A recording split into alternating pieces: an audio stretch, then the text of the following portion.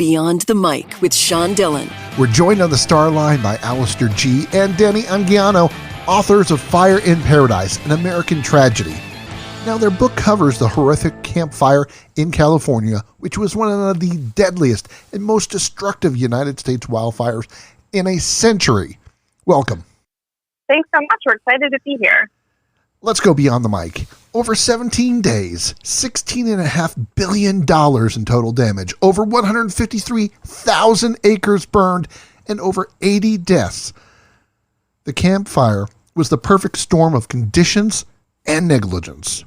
Yeah, it was a really remarkable fire. As you mentioned, it is the deadliest wildfire in the U.S. in a century, the deadliest ever in California.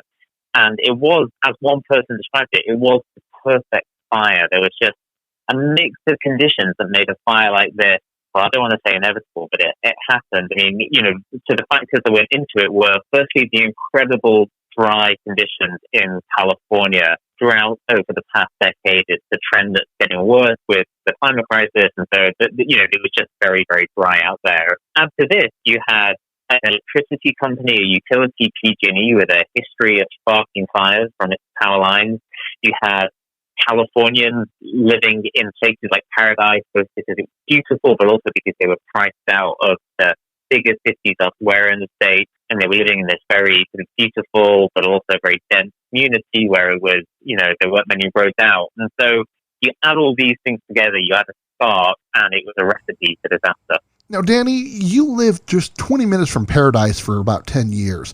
You once said, quote, "It's places like Paradise I feel most at home in the world," unquote. Why was that?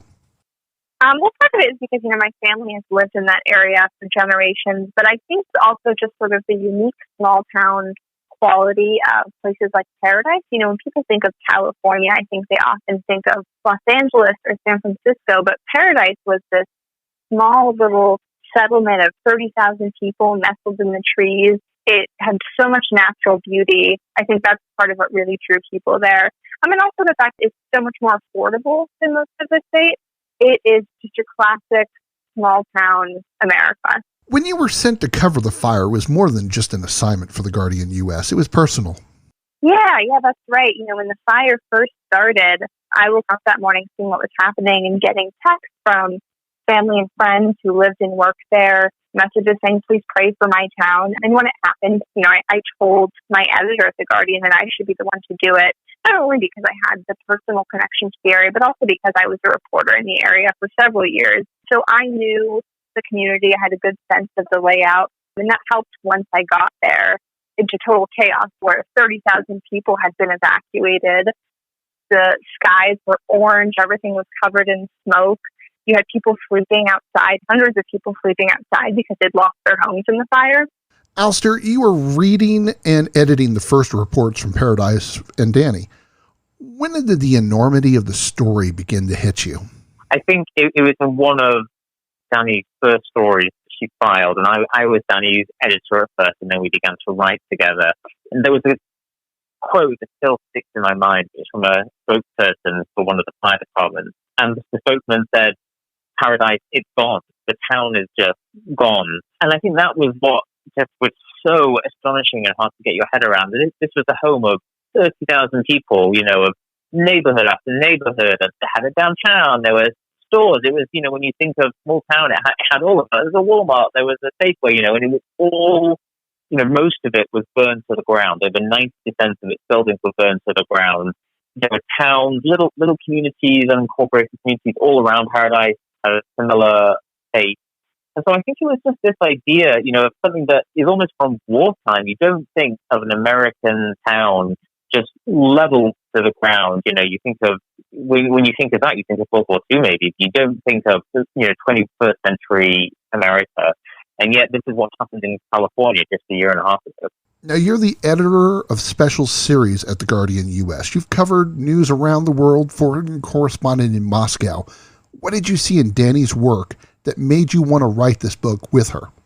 Well, Dani, aside from the fact that she's just a brilliant all-round journalist and she's a great writer, you could just tell through her writing that she just got this area in a way that few other reporters did. She prior to working at The Guardian, Dani had in fact worked at the local paper and had covered the town of Paradise for the Paradise Post. So she just got this place. And I think what's important about that is I didn't want to feel like I was an out-of-town reporter. I've lived in the Bay Area for 10 years, a couple hours away. I didn't want to feel like I was an out-of-town reporter parachuting in. And Dani was she was the sense check. She was the guide rail for the project. She had a good sense of how people thought there, what made people tick, of what they, she just thought the mentality and helped me understand it. So that was just essential, I think. We're joined on the star line, Alastair G., Dani Anguiano, authors of Fire in Paradise, An American Tragedy, Beyond the Mic. Now, the stories you talk about in this book, touching, emotional, raw and sad. Was there ever a story that touched your heart that for some reason, one reason or another, you just couldn't find a place in the book for it? Yeah, absolutely. There were several of those stories. The one that sticks out to me is about a man who perished in the fire, this elderly man at a senior home. He was the only person at the senior home to pass away in the fire. And he was one of just the classic characters of Paradise. He had gone to Harvard. He had been this big person in Hollywood and lived all over the world. And then he came to Paradise to retire with his wife. And one of the stories that stuck out to me is I met this woman who had worked as a caretaker for him at the senior home. And she told me how he had this orchid that belonged to his wife. And after she died, he refused to let anyone else touch it, and how he would keep every single petal from the orchid. And it was just something that I found so moving that I desperately wish we had gone to place more. But there are so many countless touching stories like that we've learned in the course of our reporting. Yeah, one of the ones that sticks in my mind is, and it was really terrible, we listened to a lot of the recordings of 911 calls that people from Paradise made. And, in and among all those recordings, you can literally hear people in their final moments. Some of those calls are just appalling. People talking about their suffering in these very desperate moments. Those calls, I remember listening to one, where there are several victims on the line, and it's just, what people endured in that fire was beyond imagining. And, I think it was calls like that, hearing what people suffered through, that just bolstered our intention of, not letting it just disappear into forgetfulness, instead of bringing them to life somehow and preserving them in those stories. Alastair, was there one interview in your career that you weren't prepared for? Yeah, absolutely. I think of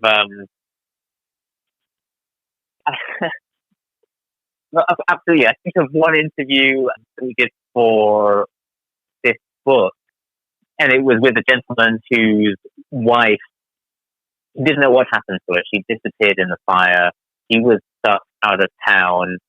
I didn't know much more of his story aside from that. I just knew that he'd been stuck out of town. His wife was in town, and I didn't know what happened next. And when I spoke to him, I learned that he'd actually, in order to try and get to his wife, he and a friend had actually broken through a police roadblock to try and get into Paradise. And they had sped at 100 miles per hour up this road, just trying to get to this guy's home to try and find out what happened to his wife. And when I heard that, I was just so moved. He's an older guy. His desperation and the grief he was feeling, and the need to know, the need to see what happened to his house, it just shone through. And I had no idea that happened, and was unprepared to hear it. And it was still the image of him, in his four-wheeler breaking through a roadblock, police roadblock, just still sticks with me. Dani, will Paradise ever be the same again? I think the conclusion that that we have drawn with help from the residents, there is no Paradise. One woman said it best. It's a quote that always sticks with me. She said, "The town that I knew is gone. It's never coming back."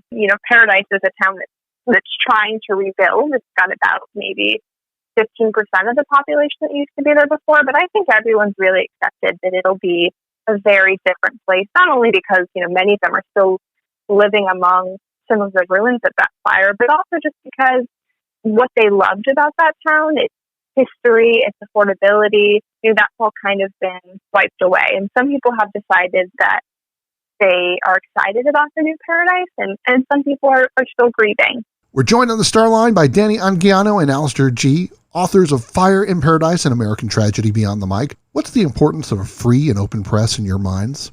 Oh, it's essential.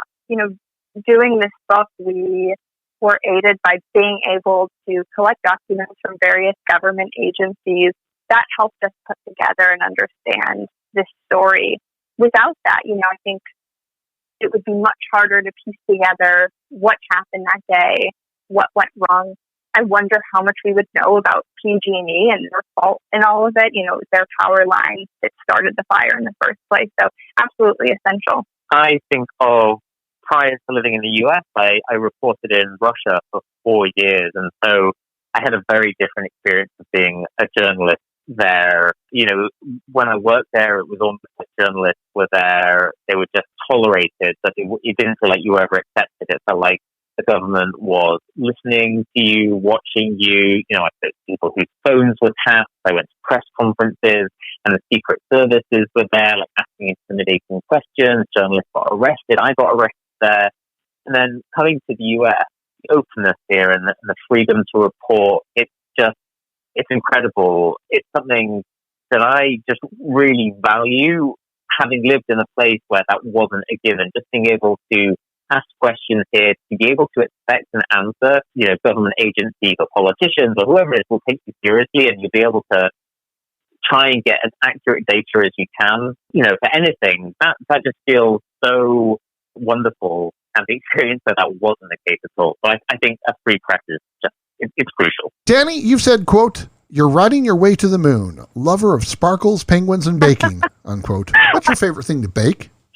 You've done some very thorough research. My favorite thing to bake is brownies with coconut flour. I have been known to bake them 2 or 3 times a week, and maybe share some with my husband. Not always. Time's running out, so it's time for the Rockin' 8. 8 random questions. Answer with the first thing that comes to your mind. Since we have 2 guests, we'll go with the rule of ladies first. Favorite thing to do while under quarantine? Oh, hanging out with my cat, definitely. Getting lots of time in, lots of snuggles. I've gone plant crazy. I've been ordering all kinds of exotic and weird plants from obscure nurseries in Florida and just getting them delivered to my apartment. I'm really enjoying it. Okay, what's the favorite plant that you had delivered? I am California. You can grow all kinds of plants, particularly succulents and cactus. So I've just gone a little bit succulent crazy. They're so beautiful and sculptural. So I've been ordering very, very weird cacti and succulents. Well, what's your favorite sports teams, guys? Oh, San Francisco 49ers. My dad had me in a 49ers onesie from, I think, the time I was 3 weeks old. I'm going to say Manchester United Soccer Club. I'm from the city of Manchester in the UK. My first ever big sports match was when I was 12, going to Old Trafford, which is the home of Manchester United, to see a big game. Do you remember who they played? Yes. It's a team with a weird name called Sheffield Wednesday. Tell me one thing you sacrificed while writing this book. Oh, I would say, time with family and friends and my husband. I became infamous for saying, not right now, I'm working on the book. Yeah, I think any kind of free time. I think the longest phone call of my life was with Dani when we were going through one final passes of the manuscript. And, I came home from work. We got on the phone maybe at 10 p.m. We got off the phone at 6:30 a.m. the next morning, and then I went to work again. I saw that on Twitter. I was like, what the hell? All night? Okay. How do you guys clear writer's block? Oh, gosh. I wish I knew. Usually by pacing around my apartment. That's what I do, pacing around my apartment and then forcing myself to read great writing. Usually if I have writer's block, it's due to a lack of focus. But if I sit down and force myself to read a great writer, that really helps. I think just get the words on the page. I find that often staring at the blank screen is really intimidating.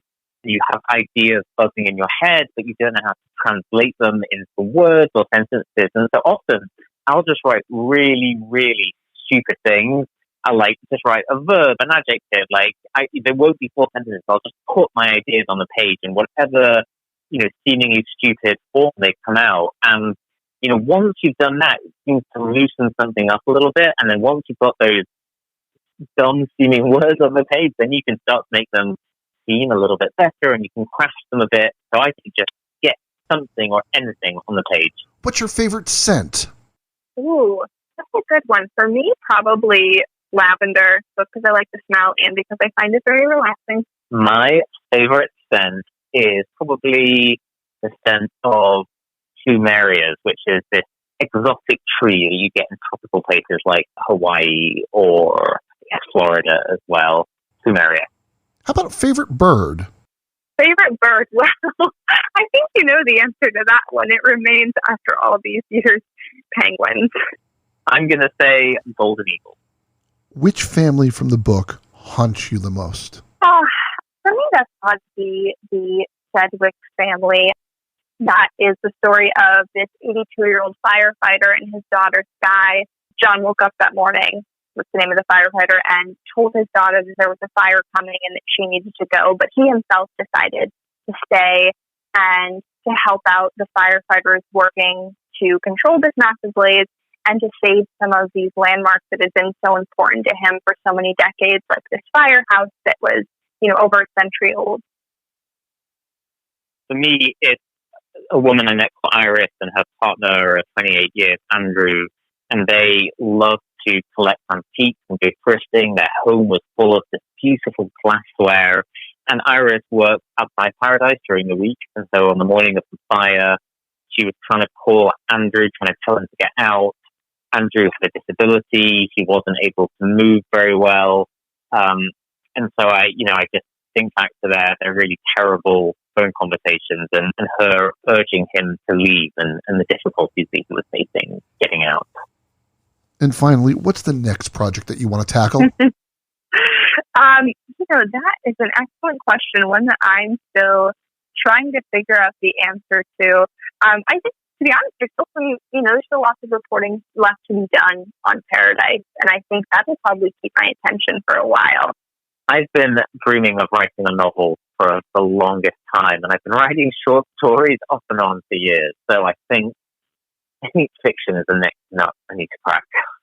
Alastair G., Dani Anguiano, authors of Fire in Paradise, An American Tragedy, available now at a retailer near you or online. Thank you so much for joining me today. Oh, that was a lot of fun, and you were very thorough. I'm quite impressed. I forgot about my Medium profile from college.